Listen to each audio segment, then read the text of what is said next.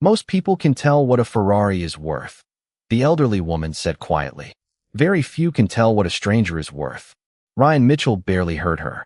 He was leaning beneath the raised hood of a vintage red Ferrari on the shoulder of Interstate 80, trying to find why an engine worth more than his entire garage had suddenly gone silent.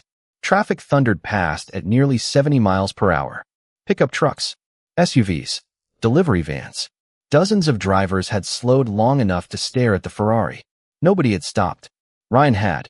His faded 15-year-old Ford pickup sat behind them with its hazard lights flashing beneath a dark Nebraska sky. Ryan tightened a loose electrical connection, wiped his hands on an old shop towel, and stepped back. Try it now. The woman turned the key. Nothing. Ryan frowned. Then the engine suddenly came alive with a deep growl. The woman smiled. Ryan gently lowered the hood. That should get you home. The woman stepped from the Ferrari. She appeared to be in her mid-70s, with silver hair, a beige cardigan, comfortable shoes, and none of the expensive clothing Ryan expected from someone driving a car like this. How much do I owe you? Nothing. She stared at him. You drove almost 10 miles after I called the number on your truck. Yeah. And you spent 20 minutes fixing my car. About that. So why won't you take anything? Ryan shrugged. Because you needed help. The answer seemed to surprise her more than the repair. She reached toward her purse. Ryan raised his hand. Really? Keep it. The woman studied him. What's your name? Ryan Mitchell. You work for a repair company? On one. Mitchell Auto and Repair outside Lincoln. Successful. Ryan laughed. Depends what you mean by successful. Her eyes stayed on him. For a moment Ryan wondered if he had said too much. Then she noticed a photograph tucked against the dashboard of his truck. A girl with brown hair grinned beside Ryan while holding a homemade model rocket. Your daughter? Sophie. 11. Ryan's tired face immediately softened. She's smarter than I'll ever be. You're raising her alone? Ryan hesitated. Since she was 6. Something changed in the woman's expression. She understood more than she said. Before leaving, she asked one final question. Mr. Mitchell, if you had known I could afford to pay almost anything, would you have charged me? Ryan looked at the Ferrari, then at her. Your bank account didn't break down. She raised an eyebrow. Your car did. For the first time, she laughed. Minutes later, Ryan watched the Ferrari disappear beneath gathering storm clouds. He climbed into his old Ford and headed home. He thought the encounter was over. It wasn't, because the woman he had just helped was Eleanor Whitmore. And before the week ended, Ryan would discover that his struggling little garage had already crossed her desk months before they ever met. The next morning started at 6:05 with burned pancakes. Ryan stood over the stove while Sophie stared suspiciously at the blackened edge of her breakfast. Dad, they're crispy. They're charcoal. Same family. Sophie laughed. For a few minutes, their small kitchen felt warm and ordinary. Then Ryan noticed the stack of envelopes beside the refrigerator. Electric bill, parts supplier, insurance, mortgage. He quickly turned them face down. Sophie noticed. She always noticed. Are we okay? Ryan looked at her. Of course. That sounded suspiciously fast. Ryan smiled. We're fine. It wasn't exactly a lie. They still had a house. They still had food. Mitchell Auto was still open. But every month, the margin between surviving and closing became thinner. For 12 years Ryan had built his reputation one customer at a time. He never had the cheapest garage. He never had the biggest. But people trusted him. Unfortunately, trust didn't always pay invoices on time. Large repair chains had opened nearby. His alignment machine was aging. One lift needed replacement. The roof leaked whenever Nebraska decided rain should fall sideways. Ryan simply worked longer. At 7:15, he dropped Sophie at school. At 7:40, he unlocked Mitchell Auto. At 8:03, the first customer arrived. By noon, Ryan had almost forgotten about the Ferrari. Then a flatbed truck entered his lot. On the back sat a beautifully restored 1967 Mustang Fastback. Ryan walked outside. Can I help you? The driver handed him an envelope. Vehicle needs an inspection and repair. Ryan opened it. No owner's name. Only a phone number and instructions. Engine hesitation under acceleration. Full diagnostic authorized. Ryan frowned. You sure this came to the right place? Mitchell Auto. Yeah. Then it's the right place. The truck lowered the Mustang. Ryan watched the driver leave. Something felt unusual, but he had bills to pay. So he pushed the Mustang inside and got to work. 3 hours later, he found the problem. And suddenly Ryan faced a decision. The authorization allowed repairs up to $4,800 without additional approval. His garage desperately needed the money. The Mustang didn't need $4,800. It needed a $186 component. Ryan stared at the authorization form, then at the unpaid invoices sitting on his desk. For several seconds, he said nothing. Finally, he picked up the phone. Claire Whitmore was halfway through an executive meeting when her phone vibrated. Unknown number. She ignored it. It rang again. She excused herself and answered. Claire Whitmore. Hi, this is Ryan from Mitchell Auto. I've got your Mustang. Claire became still. Across the conference table, Eleanor Whitmore quietly looked up. Claire switched the phone to speaker. Yes, Mr. Mitchell. I think somebody made a mistake on the authorization. What kind of mistake? You approved almost $5,000. Yes. You don't need $5,000. Claire glanced at Eleanor. How much do I need? Probably around $300 with labor. Silence. Ryan continued. The hesitation is coming from a failing ignition module. Somebody probably thought the problem was deeper in the fuel system. It isn't. Claire leaned back. So you're saying you could perform the authorized repairs? I could. And you would be paid for them. Yeah. But you're telling me not to. Ryan sounded confused. Why would I replace parts that aren't broken? Eleanor smiled. Claire asked another question. Mr. Mitchell, do you know who owns the car? No, does that matter? Not unless they want it painted pink. Claire almost laughed. Eleanor covered her smile. Repair what it needs, Claire said. That's what I planned to do. After the call ended, Claire placed her phone on the table. Well, Eleanor asked. Claire shook her head. He had no idea. And he could have charged the full authorization. But he didn't. No, Eleanor looked through the conference room window. 2 days earlier, she had believed Ryan's roadside kindness revealed something important. Claire had been less certain. People behave differently during unusual moments. Claire had warned her grandmother. One good deed doesn't tell us who someone is. Eleanor had agreed. So Claire had sent the Mustang. Not to trap Ryan. To answer a question. Was the man on the highway genuinely kind?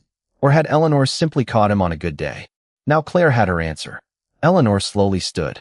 Pull the old community garage files. Claire frowned. All of them. One in particular. Eleanor turned toward her. Mitchell Auto and Repair.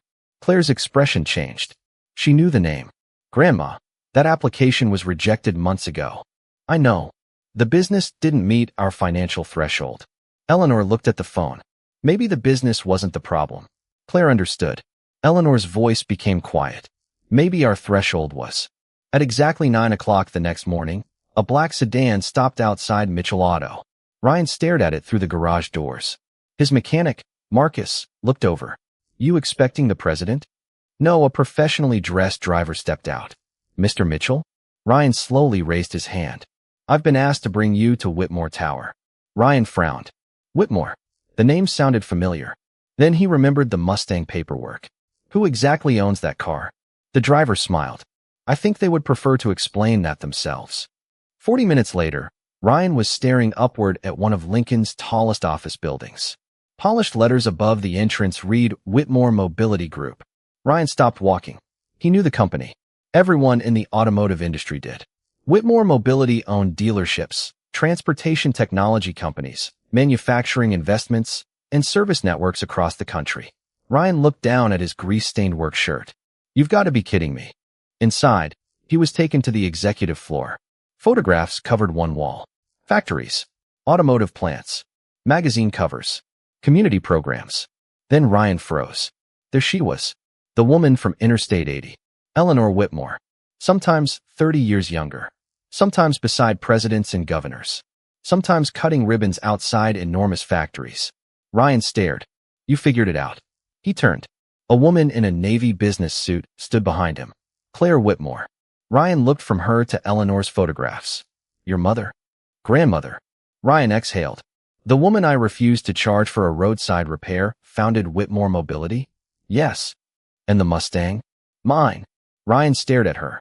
That was a test. Claire didn't lie. Yes. Ryan's expression hardened slightly. I don't like being tested. I wouldn't either. That answer surprised him. Claire continued. My grandmother believed one encounter told her something important about you. I wasn't convinced. So you gave me permission to charge thousands of dollars you knew the car didn't need. Yes. Ryan shook his head. You people have strange hobbies. Claire laughed. That's fair. Then the conference room doors opened. Eleanor stood inside. Same silver hair. Same gentle smile. No expensive dress. No performance. Ryan. He looked at her. Eleanor. She smiled. Now that you know who I am, would you like another chance to charge me for that Ferrari? Ryan considered it. Absolutely. Claire raised her eyebrows. Eleanor stared. Ryan smiled. Double. For half a second, nobody spoke.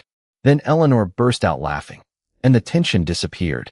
But the reason Ryan had been brought there was far more serious than he realized. Eleanor placed an old photograph on the conference table. Ryan picked it up.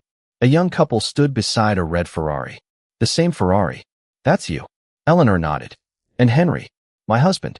Ryan looked closer. They looked nothing like billionaires. They looked young. Happy. Almost broke.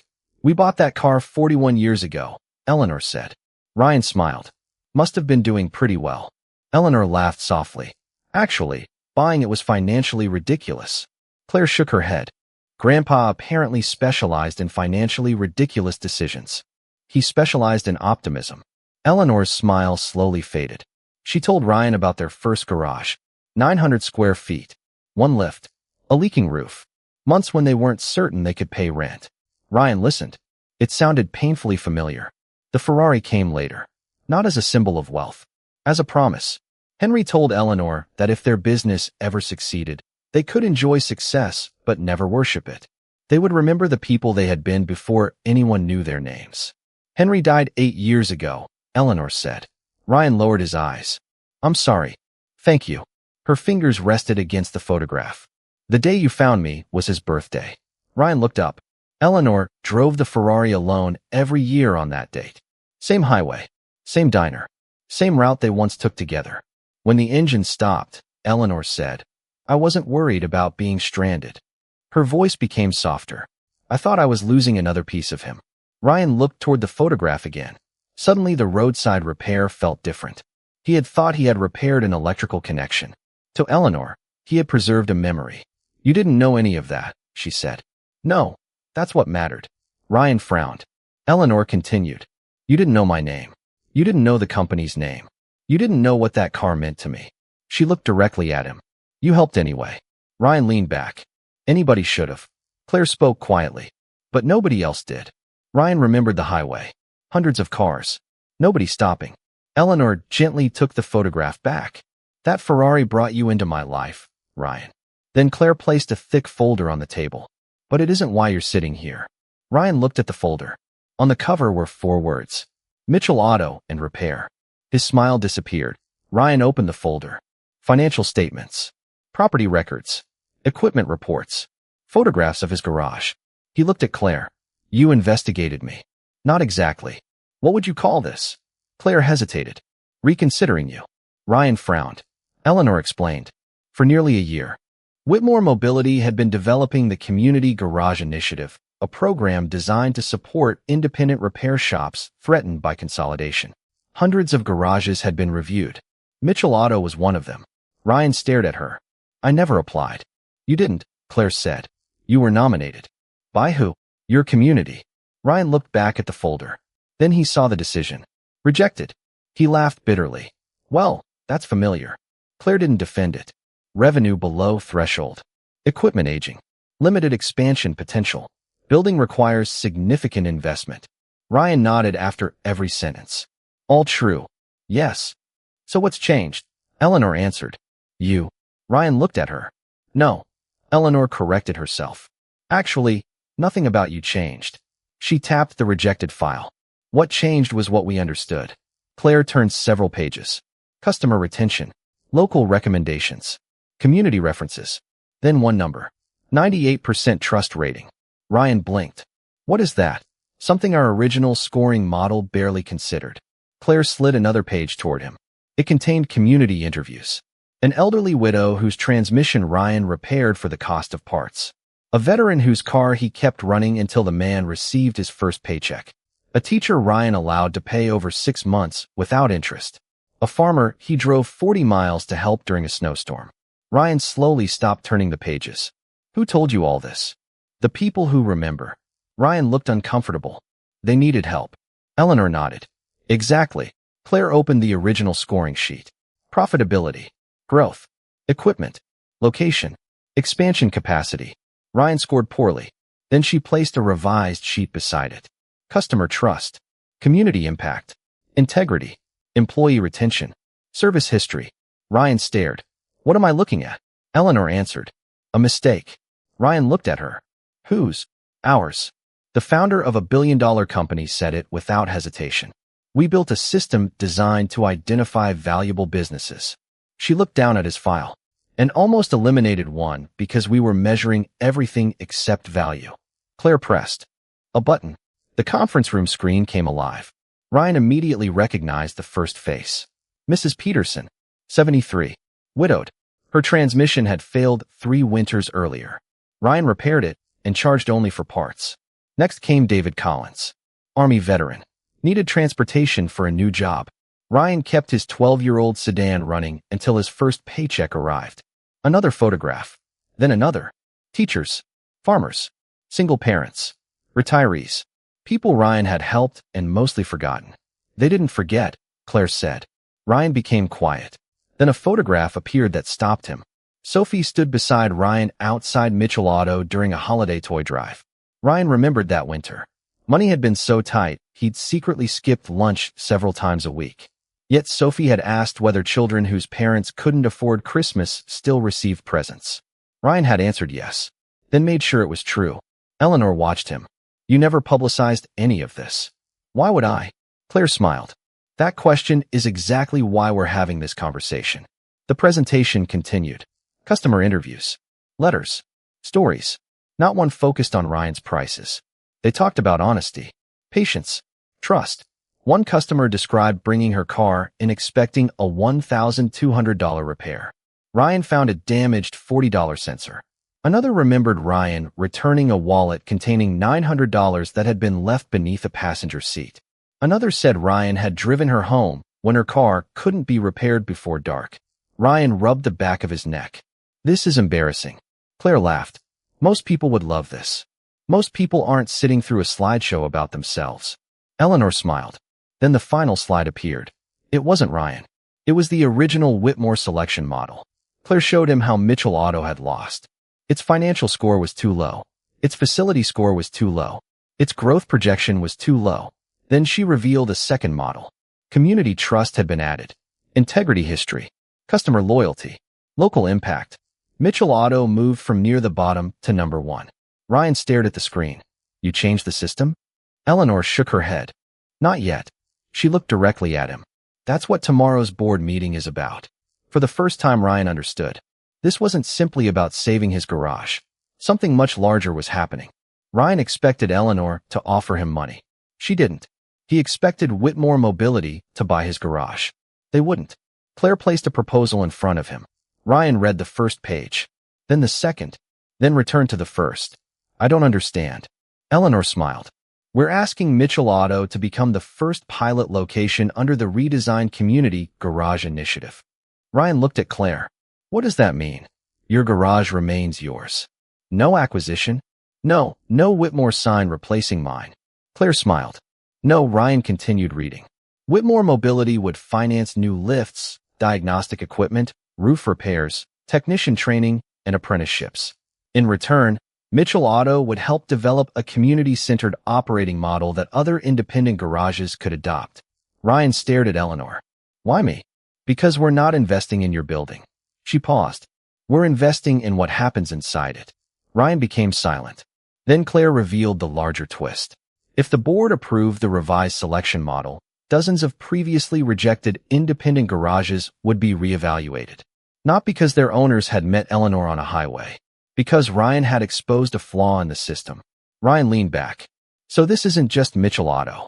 No, Claire said. It could eventually affect hundreds of shops. Ryan looked through the glass wall toward the city.